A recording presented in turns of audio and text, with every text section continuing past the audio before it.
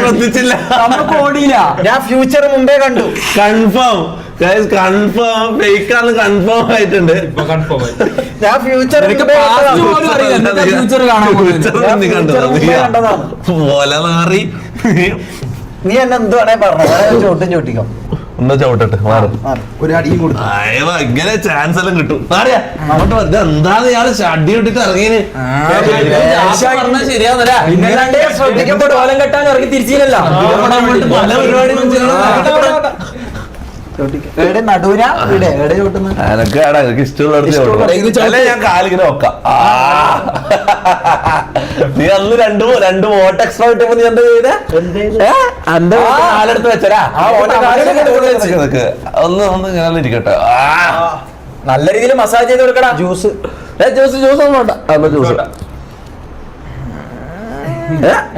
എന്താ എന്തോ പറഞ്ഞു പോകുന്നല്ല. ഒന്നുമില്ല.